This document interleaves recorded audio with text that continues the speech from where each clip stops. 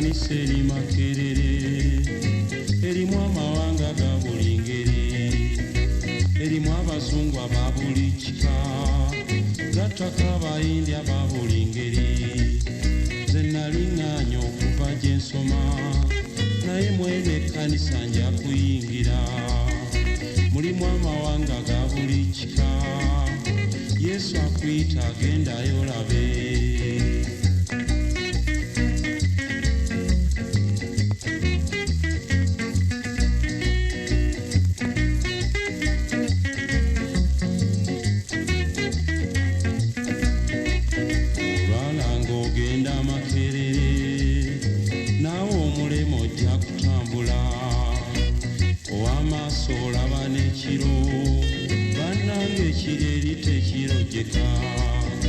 eyali omulema gwe nalabako kati bwakumba naawe onyumirwa eyalina endwadde ey'olukonvuba kati bwakyakala naawe osiima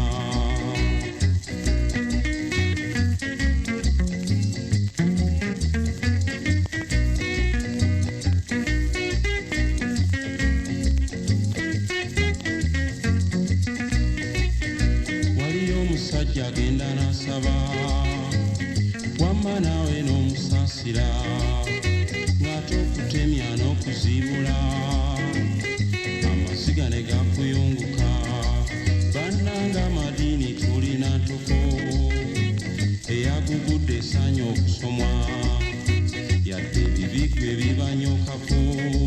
mugende mugugudde birinazibwa gugudde omugugu ogw'ebibi jangu nawo n'ogusuula omugugu ogw'ebibi jangu nawo n'ogusuula omugugu ogw'ebibi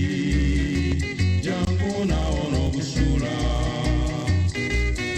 omugugu ogw'ebibi jangu nawo n'ogusuula omugugu ogw'ebibi jangu nawo n'ogusuula omugugu ogw'ebibi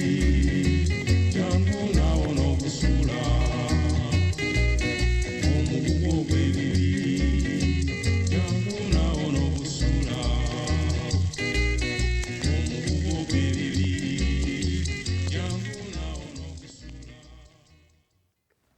Hallelujah, mukama yebazibwe nnyo gugudde omugugu ogw'ebibi. Ekilasi Kawalya Sebijwandi Wansenene 1961 ye yayimba oluyimba olwo gugudde omugugu ogw'ebibi ogende Makerere jangwe Makerere naawe onoogusuula. Ebigambo ebyo tebikyukanga bikyali bye bimu. Yesu Kristo jjo ne leero n'okutuusa emirembe gyonna abeera bumu. Ekilasi Kawalya weebale nnyo, famire ya Ekilasi Kawalya nammwe tubeebaza nnyo olw'okubeera ne taata eyali omuyimbi omulungi ate yayimba amazima ogugudde. Amanya Sunday Yusuf Mukasa Lubwama mu program Byobadde Tomanyi mu Gugudde okuva mu myaka gy'enkaaga. Program ya byafaayo, program ya kujjukiza, program ya kwejjukanya. Twogera ku muntu ne tukuleetera ku kifaananyi bannange oyo akyaliyo aba akyaliyo ate oyo omulala aba Mukama yamutwala dda. Oli ku Gugudde TV esibukira ddala wano mu luggya lwa Makerere Full Gospel Church ku luguudo oluyitibwa Makerere Hill Road. Bw'ayagala otukyalira tuli ku kisaawe opposite n'ekisaawe ekya Makerere University nga oyolekere naakulabye obanga ogenda ewandegeya. Awo we tuli awo ku kaalo ke bayita Kagugube zone. Sunday Yusuf Mukasa Lubwama akomyewo n'omugenyi we oli Professor George William KASOZI KIKONYOGO LUBUYE Amina. Akomyewo program Byobadde Tomanyi Gugudde okuva mu myaka gy'enkaaga. Atutwale mu lugendo olw'enjiri enzijuvu lwe baabalumba ng'ennaku z'omwezi 12 Apuli Kafumulampawu 1978. Emboozi eyo tugenda tugisemberera olwaleero. Kamusabe ababuuzeeko bannaffe. Haleluya. Webale kukomawo Musumba. Amina. Sebo Professor. Babuuzeeko bikwano byo. Sebo oluganda Sunday nebaziza nnyo nyini. Mukama waffe yeebazibwe ate tusobodde okufuna omukisa okomawo okwongera ku nsonga zaffe ze twayogerako luli nga tutandikira wali we twakoma. Nzijukira twakoma ku kitundu ekyo wali ombuuza ebisoomooza bye nasanga obuzibu bwe nayolekera. Nga bwe nabagamba nze ndi mu kkanisa yaffe ya Uganda, tulina ensaba yaffe gye tusaba mu kawoowo, naye ate nzize eno mpulira okusaba kwa lwatu kuleekaana ate twalowooza n'okulowooza nga nwakukaaba mwekuli. Okukaaba kwalimu. Nja kuwulira bwe najja nga ndowooza n'okukaaba. Kubanga Bayibuli egaa nti mukaabire Mukama. Amina. Amaziga mugugudde mwegali. Kyo kituufu. N'enseko mweziri. Amina. N'okunakuwala mwekuli. N'okusanyuka mwekuli. Nga tulina kugenda mu katundu kennyini aka challenges ng'olokose abakusanyukirako abakwaniriza abasumba kibi wasanga kamala okutumira bazzukulu bange bali Kasubi awo Masiro zone abaana ba muwala wange Damali Samali Naluwama Gabriel ondabira ddala bulungi nze jjajjaawo awamu ne Bethesida halo ne Ado olunaku lwaleero mbadde mu kkanisa ya Ayam Church. Esebo. Ekulemberwa omusumba Suzani Lwakatale. Omusumba waffe Lwakatale. Yes. Esebo. Yensanzo omuwala omulungi ennyo eyakubulira enjiri Rosette Dungu Nakyagaba. Esebo. Kaakati abadde musanyufu nnyo. Esebo. Era agambe nti akoota buliru. Era akulaba Rosette weebale kubeera ku Gugudde TV. N'omusumba gw'omanyi obulungi ennyo Jeni n'abantu.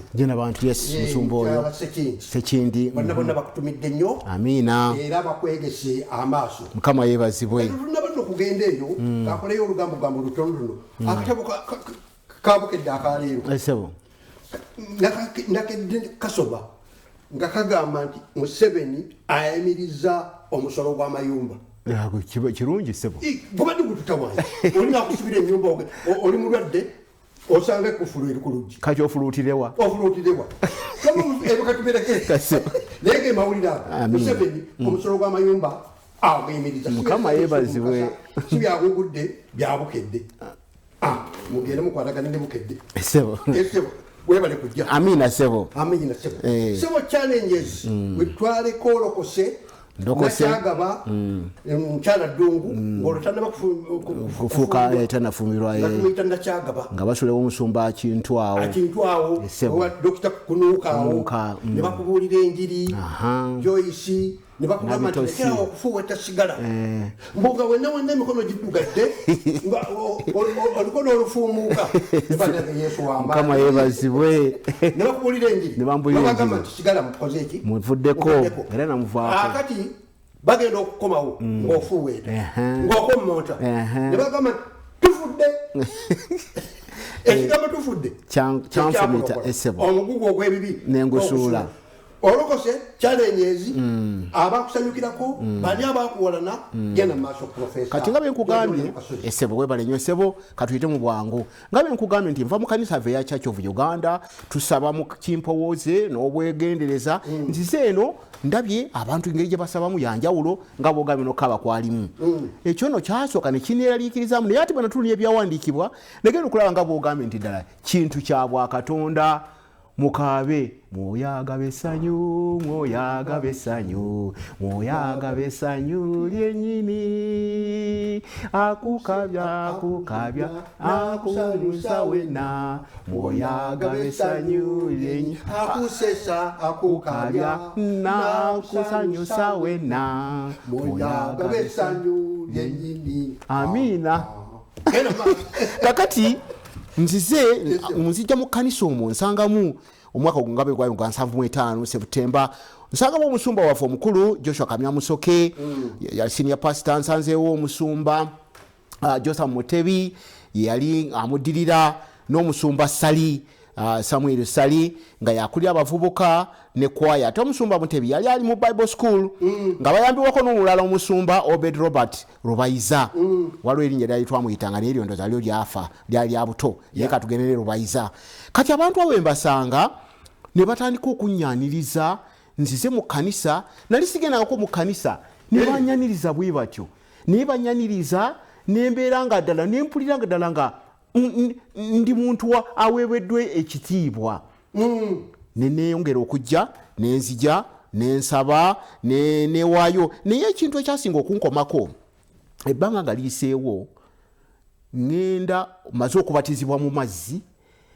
kati naye nasooka nembode nga niye atenze mu chachi yaffe bambatiza mu kanisa yaffe bambatiza nene banyonyola banga nti Yesu bakubatiza naye okubatiza kubatizibwamu Church of Uganda kubatiza waawo kwakkirizibwa niyo okwo kwali kwakumansira mazzi mu kimu kyenyi naye olwekyo twagala otuukirize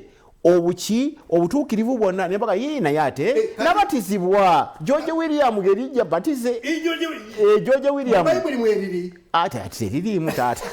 George William yali musajja muzungu wao yali mu Kristaayo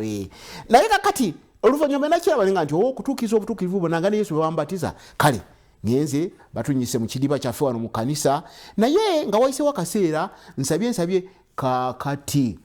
nekyedomola mwoyo omutukuvu nakka kwegamba nali simanyi ddala nti bwe tulokoka Katonda atuwa n'omwoyo nga ffe batugambanga nti ebyo byakoma ku batume mwoyo yakoma ku batume takyaliwo ebibe byakoma era nsijukirako emabegaawo nga mu mwaka gwali gwa 6 senga wange Getruida namubuya Segamwenge ajje esese erinyanga ly'amaanyi yafumbirwa balangira nagani mama wange mumbejja ate bakodubire balangira kakati olaba bwe tulanda kakati ajje esese agamba atubuulira bannange ekiri ku lukalu omanyi twayitango ku lukalu ekiri ku lukalu bannange kifumba mutuku enjiri eri waliwo abasajja Mungu mwema bagamba Mungu yumwema Gugudde olwo nabyo abijja wano ku kayanja ka kabaka ku kayanja kabaka waliwo omutowe senga wange omulala senga wange oyo ye senga wange yali afumbiddwa omulamuzi Gita omumanyi bulungi omulamuzi Gita era yetata omuto owalo ya Mayanja yabeeranga Mmenga ku kayanja awo ate yali omukubalamuzi abakulu Emmengo myaka gy'enkaaga siba omukubalamuzi yali chief judge owa Buganda chief judge si chief justice ne chief judge kati awo senga wange awo ng'akyalidde muganda woli omuto we yabirabira ebyo n'abitubuulira olwo nno nina emyaka emeka gyali myaka 6 nziga naye myaka 6 1960 kodi bwazalibwa 53 nze 54 kakati nempulira ekkanisa eri Makerere Gugudde Mungu mwema ababuulira enjiri n'ayogera ku Dawuda n'ayogera ne ku musajja bamuyitanga Ndereya Nyanya ndo yali musajja Mukongo ng'abuulira enjiri kati bwe mala okulokoka Ndereya Nyanya ndoza bwe bali aba revival Rwanda Kongo myaka 1948 eniye abalekane kundi bajjayo ne ku kayanja bajjayo kakati mama zokulokoka nezyuka ngamba yene kanisa senga gye yangambako kanisa mwe bali bawulira enjiri empya era ddala nekikakasa nange neneregerako nange nkirabanga omwoyo anziseeko si mizimu naye omwoyo gwaba bageraga nti ebyo byaba mizimu si mizimu omwoyo wa Mukama akola ki akukako naye King James version ejogera the Holy Ghost yes kakati abatamanyi kusoma Bible ne balowooza nti ayogeredde ddala ku by'omuzimu eyo no interpreter y'ebigambo kati nzize ekyokusaba ekyo kyakyoka ne kintawaanyamu naye oluvannyuma mbirabye enjigiriza ntuufu nga bwe nkugambye baatuyigiriza ekigambo mu myaka egyo twasomanga Bayibuli ku lunaku olwokusatu tusiibye ku lunaku olwokutaano ne tuba ne Holy Ghost Rally ku lunaku olwokuna ne wabawo choir practice ku lunaku olw'omukaaga nga tugenda mu nkuŋŋaana eyo ez'omu muliro ne tubuulira enjiri kwegaba ne tuba nga tuli ku muliro nnyo kati enjiri eyo nebanga tukolamu omulimu munene nnyo era nga bwe nkugambye nti bwe nzija wano waliwo abasumba balabe nasangawo nga waliwo n'abooluganda balala nga Saamu Namatiiti yaliko wano ku programu omwami oyo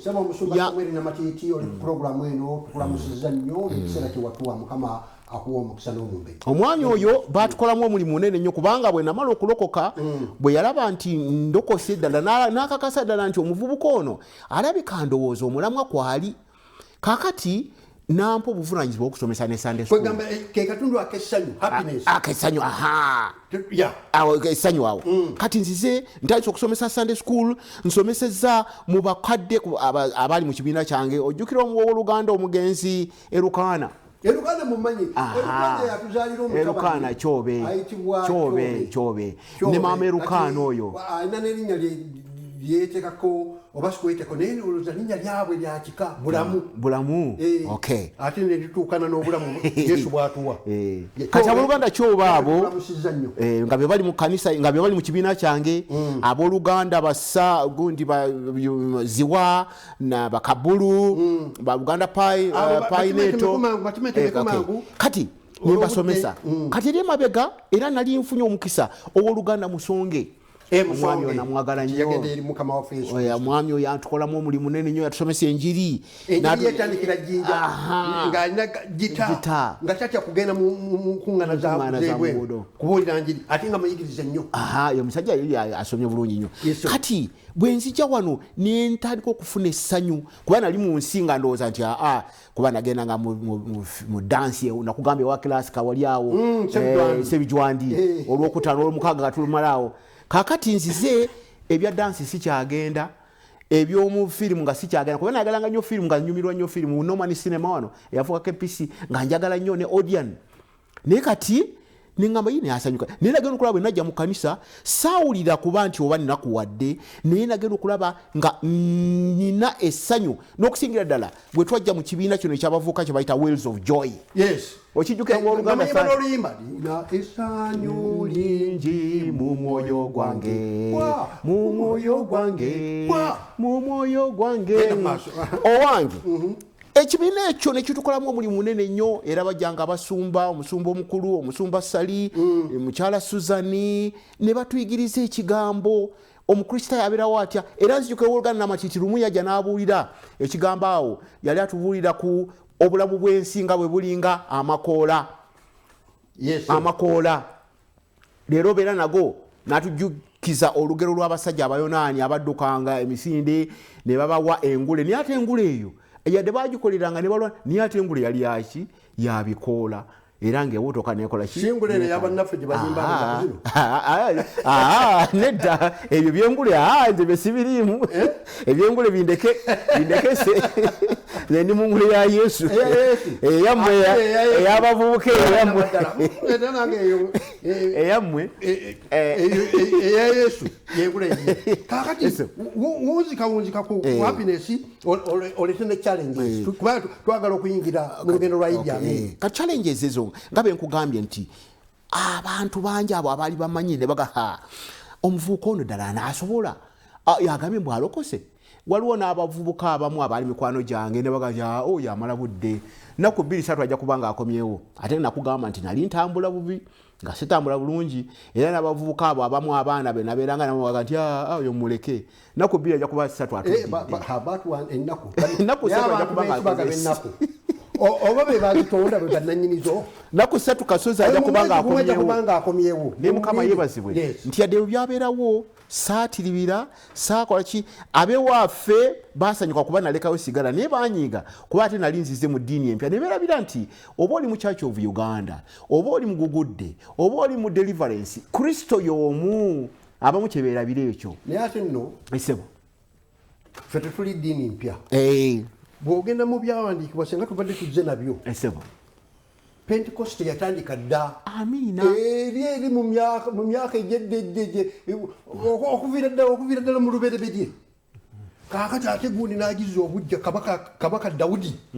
Yesu mutendereze Mukama n'okukaaba n'okusanyuka n'amazina n'okukuba mu ngalo tolabawo Pentecost weeri genda maaso kati ebintu ebyo ne binsoomooza nnyo naye olw'ekisa kya Mukama n'ankuuma nenywera ku mazima era nenywerera weewaawo wabanga okusomoza kuno nakuli n'ogwamu endasi kino ne kijja ne kiwagala okusuula wansi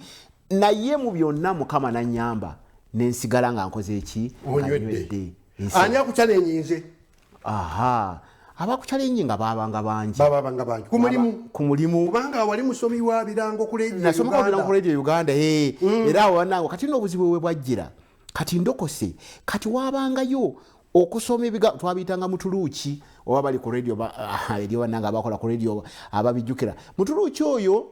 kyekirango kyewasomanga nga tokiweereddeko risiiti eri omukulu Abdul Nsereko olulimi olwali banga y'omu ku baludde mu radio Uganda Abdul Nsereko ondooza akitegeera tuli ku muntu ategeera olulimi kigamba nti yaleetanga mutuluki kakati bwe mala okulokoka ebiranga ebyo nga sikyasobola bikwata kati nvudde mu kusoma kati nensira wano ku ki we tubifunira nga nze mina okubiwandiika n'okubiteekako risiiti naki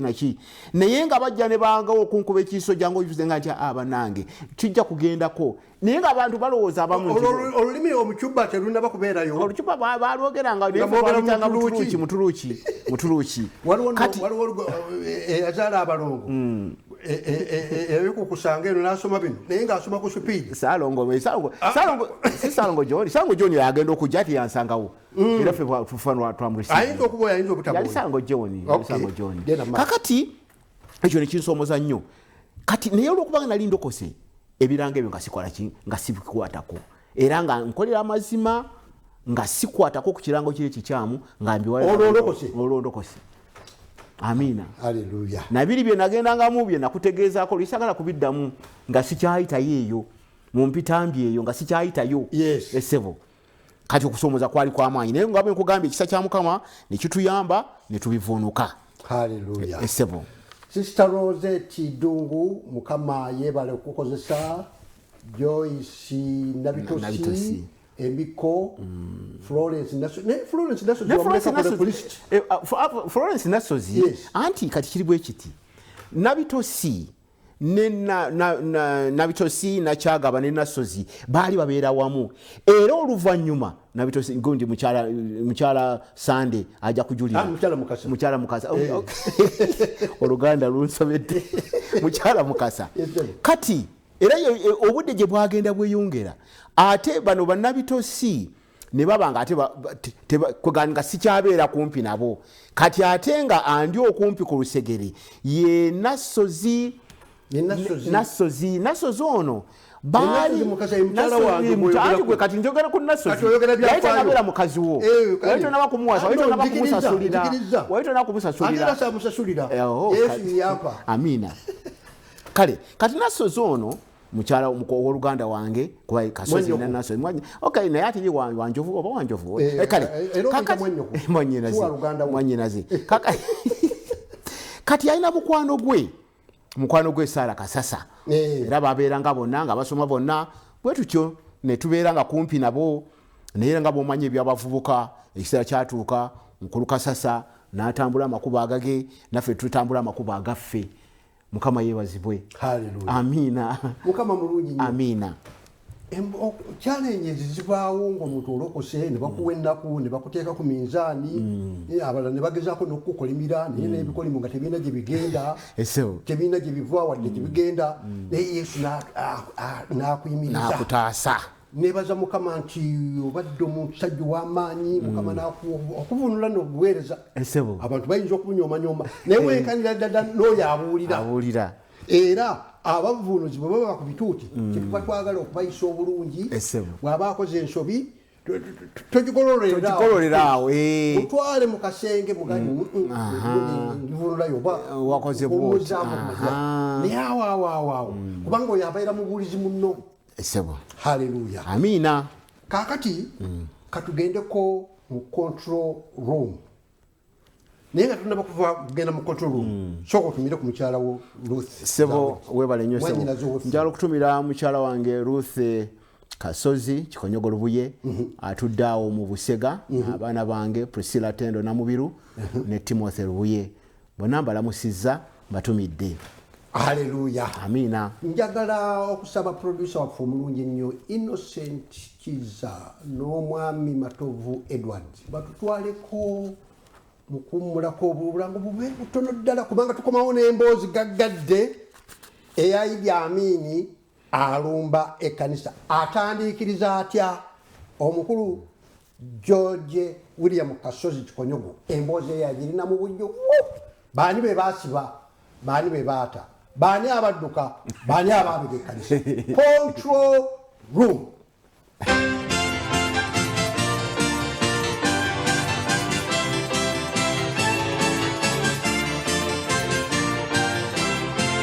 Gugudde TV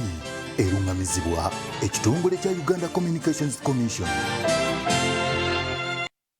Zanya, pausinga, recordinga, obodde mabega. Nyumirwa Gugudde TV ku simu yo, tablet oba computer wonna wuli. Wasubidwa program yennyuvu tofaayo. Tu recordinga programs zonna okumala ennaku 2 ku Yo TV channels. Downloadinga Yo TV channels app ku Google Play Store, iOS App Store oba butereevu ku mutimbagano www.yotvchannels.com. Yo TV channels, recordinga, pausinga, era onyumirwe TV ne radio mubuliwo. Terekisinga kuba kirungi nga kuyingira mwaka mpya ng'oli maaso ga Mukama. Yensonga lwaki ekkanisa ya Makefu Gospel ekuyita okubaawo mu kusaba okw'enjawulo nga twaniriza omwaka 2020 awo mu kisaawe kya Makerere Main Sports Ground wansi w'omulamu ogugiddwa mu kitabo ky'Abebbulaniya essula ye-12 olunyiriri olwokubiri olugamba nti tunuulira Yesu yekka omuwandiisi w'okukkiriza kwaffe. Ku lunaku olwo emiryango gyakuggulawo essaawa 8 ez'emisana wajja kubawo n'abayimbi ba gospel ab'amaanyi omuli Brian Lubega, Sandra Subi, Justin Nabosa, Salem Praise, Makerere Full Gospel Youth Band wamu ne Mass Choir kw'ossa n'obubaka obutuyingiza omwaka okuva eri omusumba Fred Wantante kw'ossa ebiriroliro okusembera ku mmeeza ya Mukama wamu n'okusabira mwenna abaana ababazze. Jangu tuyingire omwaka nga tutunuulidde Yesu yekka. Mukama abawa omukisa.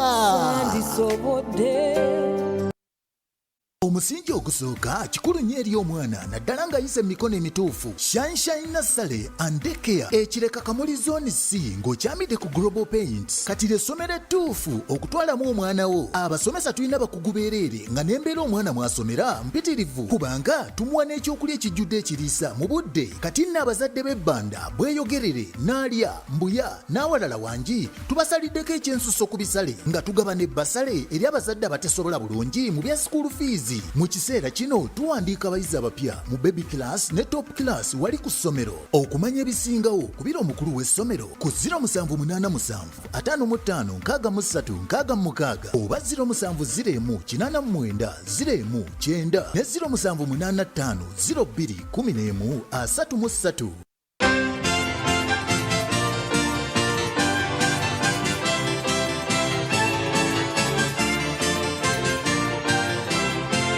Gugudde TV erungamizibwa ekitongole kya Uganda Communications Commission.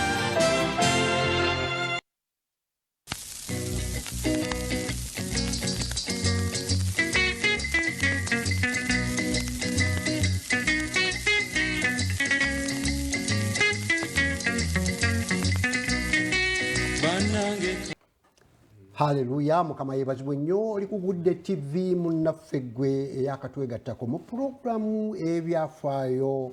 eyitibwa Byobadde Tomanyi mu Gugudde okuva mu myaka gy'enkaaga. Era pulogulamu eno ojja kuba wa ddembe okutukubira essimu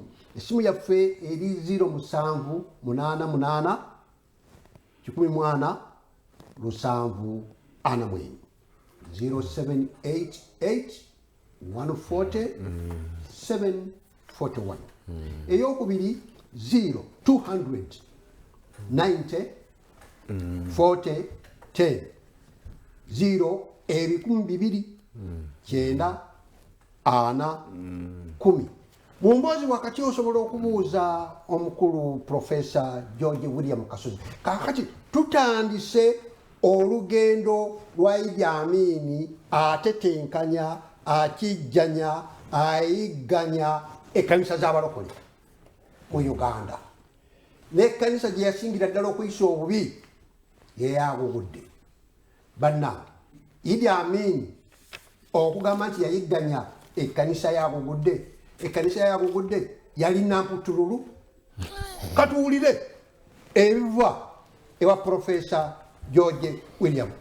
Kasozi abasajja abamuyigganya bayambalira ddala nga ye bwayambadde oyambadde nga wastate esebo soko nnyonnyole lwaki kakati n'okutyambadde nandisa okutya Oluganda Sunday mukama yebazibwe Lumumba ntambula gye nali ngenze okukola emirimu gy'abakama bange mu Misiri eyo nensanga edduuka eryo yali ya musajja ate mukristaayo nga batunda obunankani buno akantu kano ne kankwata mu babiri naye ate bwe nakagula neŋŋamba nti kagenda kunsijukiza abasajja baffe bali aba Set Research nga bwe tunagenda maaso abasajja abo bayambalanga obunankani bwe buti akange kano nakagula mu 1995 ne bayambalanga ddala bwe batyo kanjagadde okwefaananyirizaako nga bwe bayambalanga emboozi nga yeeyo kyekyo Idi Amin Dada omwaka gwali kwa 1973 yatutandikako eyo 72 ng'atandise okugoba abazungu baffe omuzungu gwe yasooka okugoba yali Freeman Idi Amin Dada oyo gwolaba era omwaka njala mukulu Profesa asooke atubuulire amakanisa Idi Amin ge yawera naye nga tutunaba nno okugenda wa Profesa kansabe producer of mulungi ennyo ali mu control room atuteekereko eddoboozi lya Idi Amin nga awera amakanisa 28 ng'alagira deputy minister we asobole okusoma amannya ago eddoboozi lyaffe kadde lirimu okusaakalasaakala naye ligumiikirize Idi Amin Dada nga alagira minister we ow'ensonga ez'ebweru Kaboggoza Musoke mu kiseera ekyo okumusomera lisiti y'amakanisa gagenda okuwera. But I think the minister, acting minister of internal affairs, you better read 2 lines. One of the religious which the government done because of the intelligence report which were coming very seriously. After that, 12 was banned, then 16 other coming, total 28. Pentecostal Assemblies of God, 4, Uganda Church of Christ, 5, Campus Crusade for Christ, 6, International Bible Students Association, 7, the Navigators of Colorado, 8, Witness of Jesus Christ, headquarters in Kenya, 9, the Toma Assemblies of God Church, headquarters is not known. 10, Internal Fellowship for Christ, headquarters not known. 11, Baptist Mission of Uganda, this headquarters in America, and in Uganda it has the headquarters near Namlonge, about 20 miles from here. 12, the Salvation Army, headquarters is in London. 13, the National Spiritual Assemblies of the Baha'i, the Uganda's headquarters at mile 4 on Gayaza Road. 14, the Seventh-day Adventist Church. These are people who were on Saturdays. They are quite strong here. Their headquarters where? The headquarters is abroad, but they have a strong church at Entebbe and just near on the Kampala Road. They say their prayers on Saturdays, but they are a break away from the Protestant church. They have some connection. 15, the Orthodox Church. There are 2 sections. One, they are at Namgongo, where one has declared its independence. The other one is still with the Greek church. The 16th is the Hindu faith. This is the Hindu faith. This is Hinduism, particularly from India. So these are the 16, apart from our main. Total 28. The total is 28, Your Excellency. Totally 28. Totally 28. Temwali mu Full Gospel Church. Gena maso. Sebo kakati nafuna omukisa mu mwaka gwe 20 awo. Biri gumu awo 22. Nengende Denmark. Naliko emisomo gye nali ngenzo okolayo n'okunoonyereza kwe nali noonyerezaako. Naye mba noonyereza okunoonyereza okwo nengwa ku biwandiiko ebimu byali nga biva mu Amnesty International, ebirala nga biva mu mu bitongole ebyenjawulo ebimu ebikwatagana n'eddembe ly'obuntu kati eyo n'engwa ku mannya nagana amateeka ago Amin ge yakozesa okwera amakanisa okusookera ddala yatandika mu 1973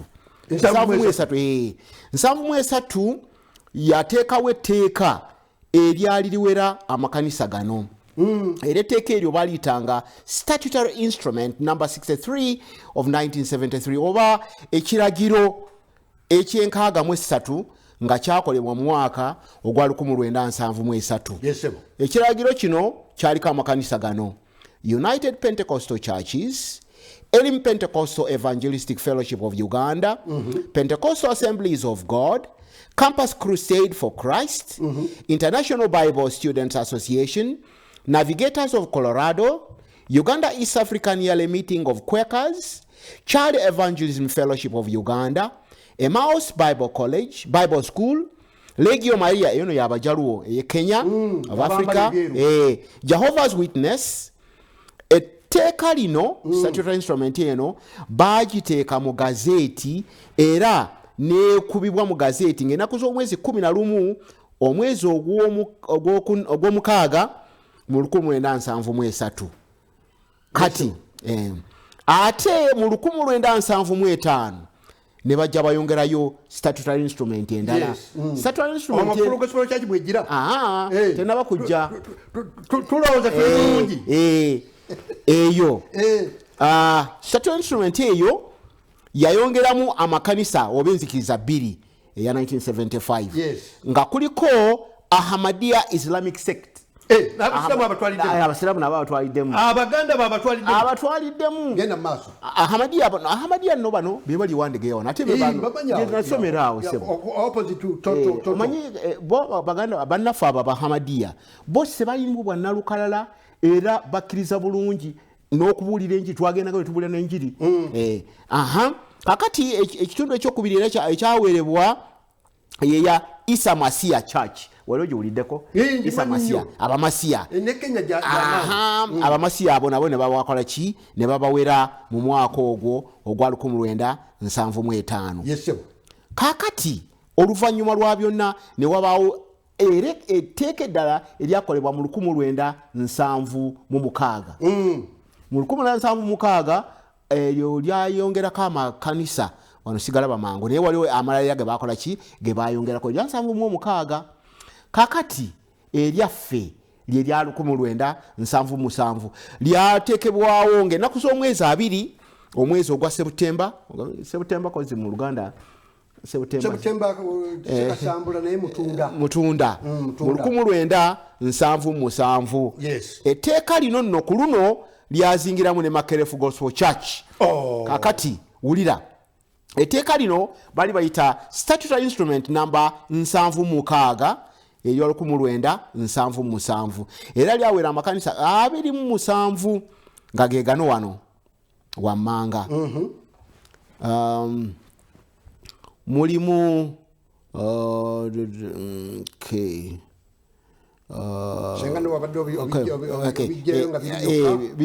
akati mwalimu wano Seventh Day Adventist Church, Salvation Army, Baha'i Faith, Uganda Baptist Mission, Gospel Mission, Deliverance Church of Uganda, Gospel Mission, Gospel Mission. Fetuli Gospel Mission to Uganda. Neba bakoma ku Gospel Mission muteka abatakuwezi. Kale gwe. Gospel Mission, Deliverance Church, Uganda Association of Evangelicals, Africa Autonomous Church, African Church Katonda omu ayinza byonna, Church of Messiah, Apostolic Church of Christ of Uganda, African Church of the Holy Spirit, Propagation of Judaism, Moses Synagogue, Redeemed Church of Christ, Every Home Evangelism, African Divine Church of Uganda, Holy Ghost Church of East Africa, Africa Israel Church of Uganda, Apostolic Faith of East Africa, Worldwide Miracles Church, Church of Christ in Africa, Full Gospel Church of Kenya, Holy Ghost Church Kenya Uganda, Dini ya Roho, Nomio Ruyo Church. Kakati ffe wali yimirira kawo Every Home yaliyo Reverend Kirinda awumula ankwasa oba director e Kenya era ntebe sajitula ko sebo omwami n'atuwera Kirindo Yosefu mutabani wange ate Ese yanjagala nnyo every home crusade yali amaanyi nnyo mu Uganda wano kubanga mukyala wange Yes. yasikira maama wa Kirinda era mukyala wange yakula ne maama wa Kirinda yamukoza no Kirinda yali mukwano gwaffe yali mukwano gwange Yosefu kati batulese ku lutimbe kati olwo amakanisa bagaweze kakati bagaweze mwe okusooka mu kanisa ziri 28 bwe baziwera ne muganti kakubye ate ne mutuusa n'erinnya kakati awo nga tulina kutuukayo tuddeko wano emayo gakatono bwe bamala okutuwera sigenda kwera olunaku olwo nava ku ssomero nenzija wano naye nga sisobola kutuuka ku kanisa nempitawo buyisi ne tugenda e Nabulagala mu maka g'abasumba. E Nabulagala wali wajjajja Mukasa omanyiwo wajjajja Mukasa tutuusaawo nzijukira owooluganda Edmund Mugwanya yaliwo Oluganda Edmund sebo producer tubikulire ku Luzira prisoners tubalabeko abo Edmund Mugwanya wuyo ne mukodomi wange wuyo kodomi wange nzifana kya Edmund genda maaso tambuza Edmund Mugwanya ne Nyakairu mulaba wuyo brother Nyakairu Edmund Mugwanya wuyo mukama yebazwe Edmund Mugwanya tulaba bulungi mu America wanga batuweereza ebivuga bye batuweereza yali muvunuzi senior interpreter era mu Oluganda Mugwanya oyo but now is a reverend is a pastor aina ekanisa ali mu Texas tukyali ku Edmund Mugwanya bakyamulaba abaganda baffe awo awasize embaga dekabusa yagiwasiza wano yavaayo yakola obuntu bulamu n'avaayo awo ekifaananyi ekyabavubuka bonna Wells of Joy n'omusumba Salinga ali awo Sunday Yusuf Mukasa yayambadde akakooti awo kemulaba akebera engalo sirusi zawedde Sala Kasasa ebyosi bizimenyera Kasusa ali ludda wa tuweko Adrian Rubwama abo nno oyo yagende bamutwala Luzira bano betukulaga be bagende Luzira naye bano ba Adrian Rubwama watewo wasigala ku CPS yes nani kati era babakwata Adrian Rubwama juzi batusuba twali twagala kubabalaga kati omwogera ko Adrian Rubwama Adrian Rubwama bavuka benasanga mu kanisa abali abomufuka abamanyi nnyo oluvanya tiyafuka mukodomi wange naye nabasanga mu kanisa nga bamanyi nnyo era ne batukolamu omulimu munene nnyo kati mu katundu kano producer tuzeeyo tuwe ku break masikiza abantu be bakwata n'oluvannyuma ekyo tukikolera ddala tukijje mu ddiiro break masikiza yalutonda bamuteekako empingu naye ne bamutwala Luzira mwagenda naye nakasero ogutundutundu gwasooka nja kukikunyonyolamu awo katonotono awo tuwe ku Joseph Nyakairu ye taata w'abawala abaffe abalungi ababiri Mariam Ewange nekana oyo gbakwata yali muvumo nnyo abasirikale wagamba mu kitabo kino yafuwe kondere ne badduka emisinde jakuyogerako ejo bujjako se Nyakairu kati twagala tubogerako nga babategedde nti bano betwogerako Joseph Nyakairu genda ku Joseph Lukansonga babakwata ne Joseph Nyakairu ku paaka naye ate era oluvannyuma era yaliko naffe era yaliko namuneere wano babatwala Kirinnya Mutikka ne bakuboya emiggo nga kwe balaba tuwe ku Joseph Lukansonga kyabuze naye genda maaso kakati tugyawo ku residency tukaaba amaziga era gatuyitamu nzijukira w'Oluganda n'atandika akayimba because he lives I can face tomorrow akayimba ako buli wenkawulira kanzijukiza olunaku olwo twakaaba amaziga tetumanyi byankya binaddawo Joseph Lukansonga wuuyo oyo naye bamutwala mu kkomera omukyala w'omulungi ennyo mubulizi wa njiri bali mu Texas mu America babulira njiri tuwe ku Elvis Muhabwa muganda waffe omulungi ennyo ayagala nnyo programu Elvis Muhabwa nga alina mukyala we debate naye oyo bakwata Elvis twalina ibokomera era ne bamubonyabonya nnyo Elvis Muhabwa omwe yajja okulaba mukyala we nga Luzira okumulaba ne bamuga nti mukyala wo azze naye nga Elvis yali mu kinaabiro nga ne sabbuni amuli mu mutwe najja ne sabbuni mu mutwe abasajja ne bamuga nti bootukoze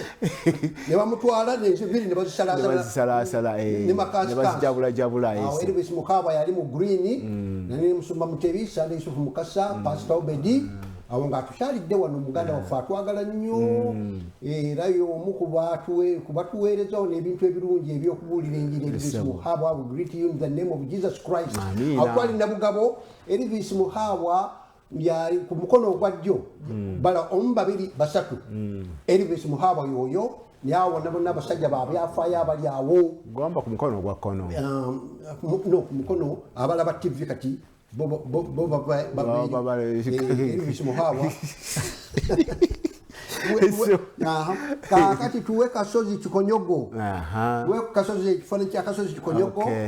Kasozi Kikonyogo muzanyi wa muzannyo yono gwendi naye mu programu yobadde Tomanyi mu Gugudde okuva mu myaka gy'enkaaga muvunuzi profesa mulamuzi ate mu human rights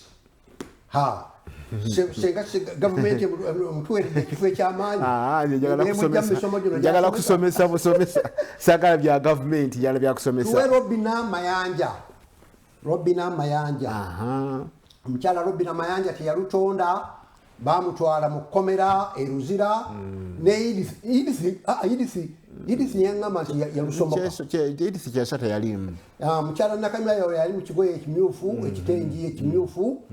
awali Nantume mukyala Susan Lwakatale maama wa kwagala ali awo ne Robina Nakayima kati tutwale mu mbozi kakati munnange omusumba waffe Joshua n'atutegeeza nga bwe tulina okubeera nga tuli bakakkamu naye tetufaayo tujja kulanga tuwuliza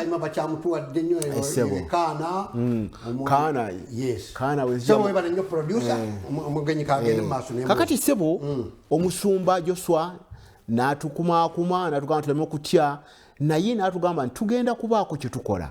era nitukkiriza nti alina kyali agenda okukola kakati awo abamu kye batamanyi nti Katonda yali yatutegekako dda nzijukira mu mwaka gwali gwa 1976 omusumba Joshua ne banne baafuna okwolesebwa nti tulina okutandika obubondo home sales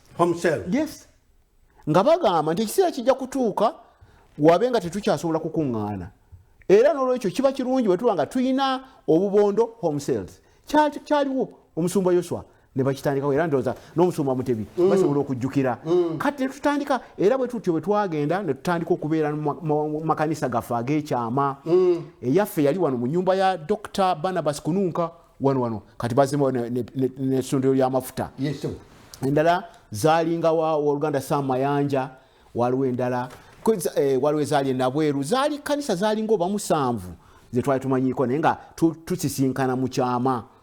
kati embeera nebeera nga nzibu nnyo nga tweraliikirira naye mu byonna nga tumanyi nti Mukama ajja tukola ki ajja tulabira kakati gye bwagenda bweyongera obudde ne tutandika okufuna endowooza era Oluganda Sam Mayanja ng'akolagana n'omusumba Joshua ne babaako ensonga ze baatuulamu ne bakkaanya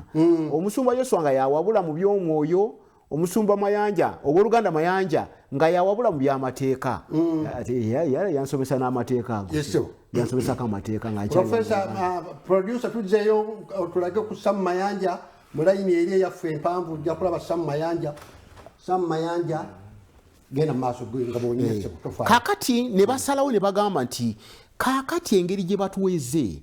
naye tulina okikola mu mateeka kati ebintu byonna ebya Gospel Mission to Uganda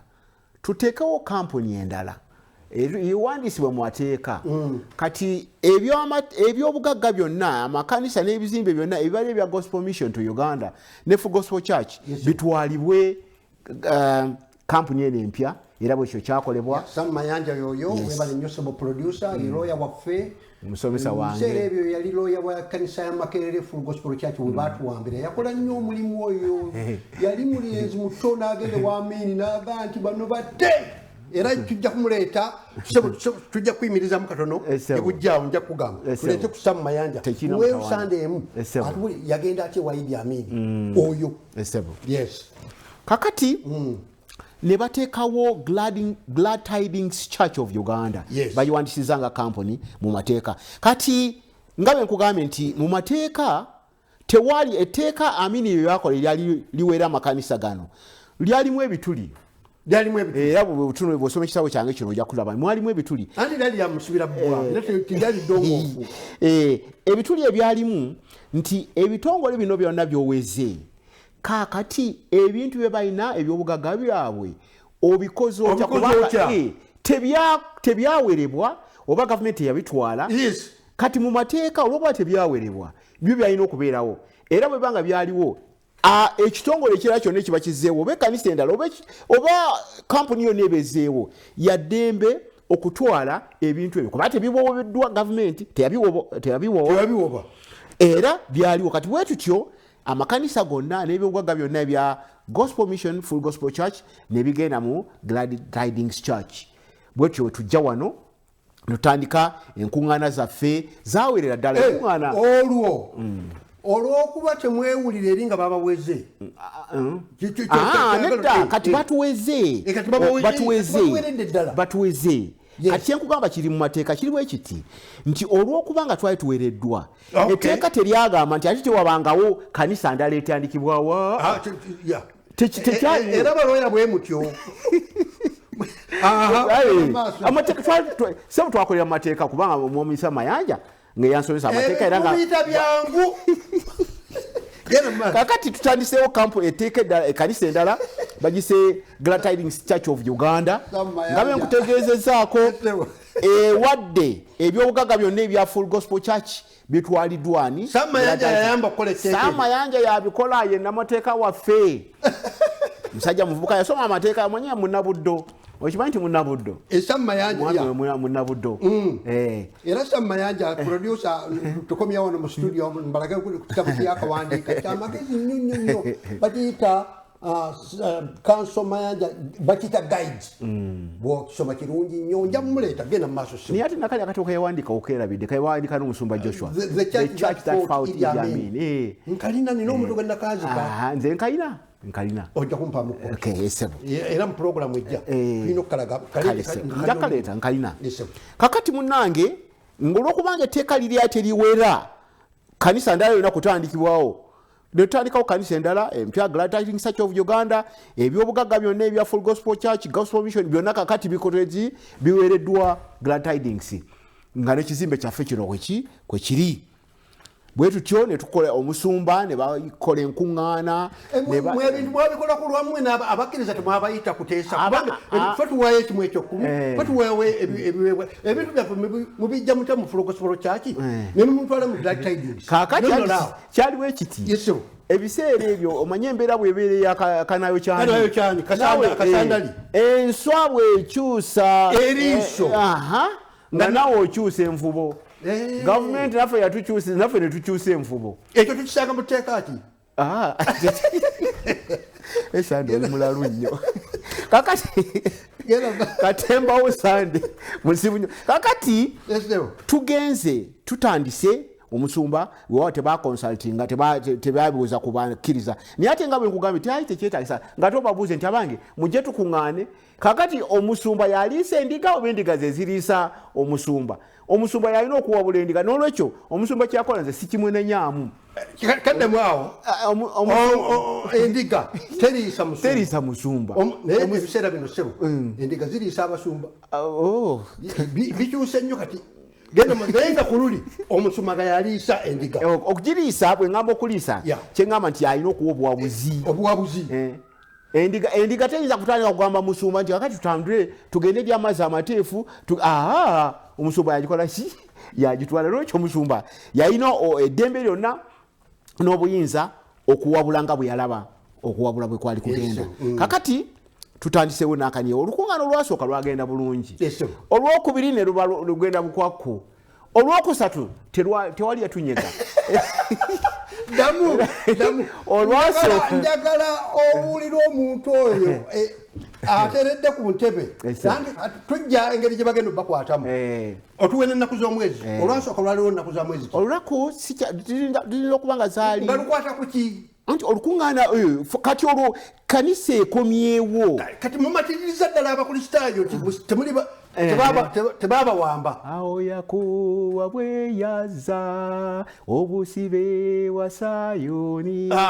ne tufaanana baloota akamwa kaffe ne kajjula enseko obuyimba obwayimba owooluganda sesanga yabuyiya tuligize tutandise kati ekanisa mpya kati tukyali Full Gospel Church waliwo tuli Glad Tidings Church of Uganda olukuŋŋaana luteekwa okuba nga lwaliwo ennaku z'omwezi kuba baatukwata 12 luteekwa okuba nga zaaliwo nga 9 awo 9 April 9 11 kati olwo 12 awo sooka yimirireko kubanga tujja ku kinyusi katandika butandisi saba producer mpa ku kifaananyi kya Pastor Obedi Lubayiza otuweene ku kifaananyi kya Pastor Jotham Mutebi be baali enkwata engabo sibwagamba mu kitabo kyo kino assault on the spine church in Uganda abinyumya bulungi nnyo tuwe ku basibe baffe abo abeeruzira nga bwanyumya emboozi genda maaso kakati olukuŋŋaana olwosooka nga bugabire wagenda bulungi olwokubiri olwokusatu naye tuba tuli mu lukuŋŋaana olwokuna olwo nno eddoboozi litandise okutambula bavudde wano bavudde wali abava mu Deliverance Church bazeeyo kubanzika waliwo abooluganda bava mu Deliverance Church abamu bava ku Elimu abamu bava ku mukanisa ag'enjawulo ne mu byalo nzika waliwo olw'omusumba Byamungu oba musumba wa Byamungu yalava mu kanisa yawa tukulaga Pastor Obedi Lubayiza naye teyalutonda naye bamukwata be basajja bakaawonawo twali ffenna ku kituuti genda mu maaso ssebo kakati olukuŋŋaana luze kati nga bwekugambye nali muvuunuzi nga nze nzivuunulira omusumba Joshua natandikira eno mu Wells of Joy era oluganda Edmund bwe yalaba nga nzivuunula bulungiko nampa omukisa nsobole okuvuunulira omusumba era bwe ntyo ne ntandika okuvuunulira omusumba kati ku lunaku olwo tuba tuli ku kituuti kakati ogira okomawo muba muli ku kituuti awo tugenda kukoma nga oli bwatuwa ku kifaananyi ky'omusumba Jotham Mutebi kubanga tubuzaayo eddakiika 2 zokka kuba tetwagala kujabula twagalira ddala tubaweere emboozi enzijuvu ng'ekkanisa yaffe bwere enzijuvu tuwe ku kifaananyi ky'omusumba Jotham Mutebi eyali abuulira ku kituuti nga balina omusumba Profesa Kikonyogo LUBUYE oyo musajja wattu naye teyalutonda bamuwalaawala ate yasinga okubonyaabonyezebwa mu kkomera n'erinnya lya Mukama lyebazibwe nti Pastor Mutebi akyayimiridde emboozi yaffe enzijuvu tukomawo naye ku Sande olunaku zalinaku z'omwezi meka 12 omwezi ogwokuna 1978 lwe babayiribya musumba Mutebi ye yali abulira namusaagirako nemugamba nti kigambo ki ekyasembayo kye wali obuulira nga takyakijjukira naye ku Sande anaaba akijjukira sebo njagala okusiibule bafaana kwabo basebo ne bannyabo abatulaba batuwuliriza mwebale kutuwuliriza ng'emboozi yaffe bwekyagenda mu maaso tukomeko wano olwaleero tugenda kudda ku lwasabiiti oluddako Mukama ng'ayagadde twongere okugenda mu maaso tulabe ebyagwawo ku lunaku olwo olw'12 omwezi ogwokuna 1978 olunaku olwo terunvanga mu mutwe olunaku olwo ndujjukira bulungi nnyo nja kusaba muganda wange producer baffe abalungi nnyo Innocent ne Edward olimba olwakawalya balutuweera eddala era mu bujjuvu lwasanyusa nnyo baganda baffe ab'omu America mwebale nnyo okutuwa oluyimba lwakawalya olujjuvu naddala Elvis Muhaba amanya Sunday Yusufu mu Kasalumama mu pulogulaamu Byobadde Tomanyi mu Gugudde kuva mu myaka gy'enkaaga jjukira nti pulogulaamu eno ekuddibwamu buli lwakubiri essaawa 3 ezokumakya tugenda okukulekera muganda waffe Eklas Kawalya Sebijwandi ng'akunnyonnyola olugendo lwa Gugudde bannange ekkanisa eri Makerere katudingana nate ku Sande ejja kama yebazibwe amina sebo haleluya amen.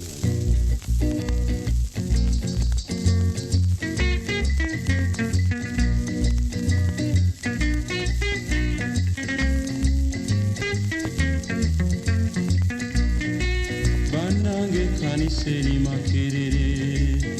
erimu amawanga ga buli ngeri erimu abazungu aba buli kika gattako abayindi aba buli ngeri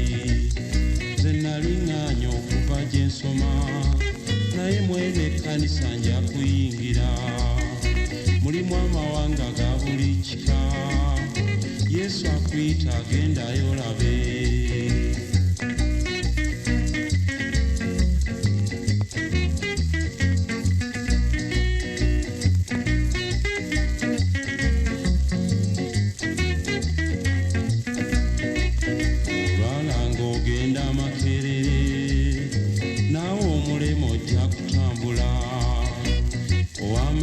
olaba n'ekiro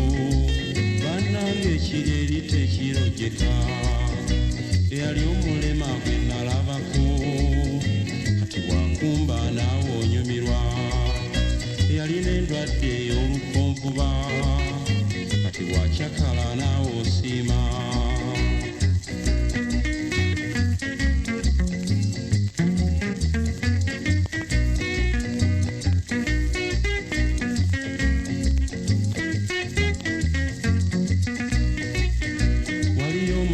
agenda nasaba wamma naawe n'omusaasira ng'ate okutemya n'okuzibula amaziga ne gakuyunguka bannanga amadiini tulina ntoko eyagugudde esaanya okusomwa